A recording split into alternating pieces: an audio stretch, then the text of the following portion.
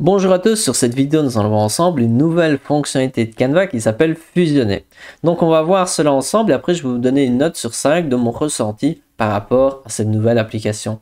Donc la première étape, vous pouvez aller sur Canva et ensuite créer un document. Par exemple, ici dans ce cas-ci, j'ai créé un document au format publication Facebook. Mais après voilà, vous pouvez créer un autre document.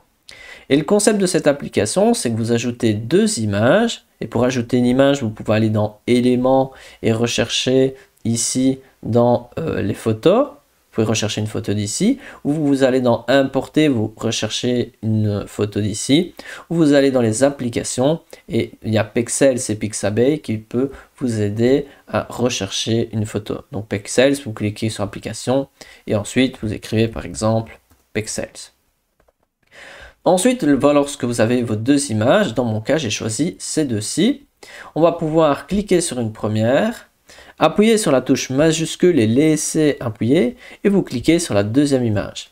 Fait important, il faut placer les images avec la taille et la position que vous souhaitez qu'elles obtiennent à la fin. Donc ici, dans ce cas-ci, je souhaite que les 4 personnes soient comme assises sur la boule de tennis. Donc moi, c'est bien prêt. On peut voir que les deux images sont sélectionnées. Je clique sur les deux petites flèches afficher tout et là on peut voir qu'il y a l'option fusionner qui apparaît.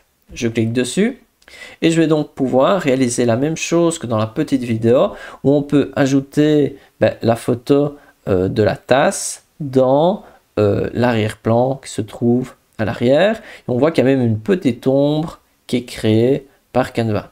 Donc ça c'est le but et on va voir un petit peu le résultat. Je clique sur fusionner les images et on va attendre quelques secondes. Et voilà le résultat et sincèrement ça fait peur. Regardez-moi ça. Qu'est-ce que je dois penser de ça? Vraiment, ça fait vraiment peur. C'est bien pire qu'avant. C'est vraiment pas quoi dire. Je fais ceci, je clique sur fait. Donc ça c'est le résultat si j'utilise fusionner. Imaginons si je n'utilise pas cet outil fusionner. Je vais en dessous, donc j'ai simplement copié le document d'avant. Je clique dessus, je clique sur effacer l'arrière-plan et c'est quand même nettement mieux. C'est pas parfait, voilà, en termes de lumière, on voit que ce n'est pas très crédible, mais d'un autre côté, c'est quand même bien mieux que juste au-dessus où voilà, ça fait vraiment peur. Je ne sais pas ce que c'est, ça fait vraiment horrible. Donc ici, sincèrement, cette application, je trouve vraiment qu'elle n'est pas encore à la hauteur. Après, peut-être que dans le futur, ce sera vraiment très utile. C'est vrai que je pense que l'idée en soi peut être très pertinente et cela peut aider pas mal de monde, mais actuellement, même avec les objets, ça ne marche pas trop. Avec les personnes, ça ne marche pas du tout.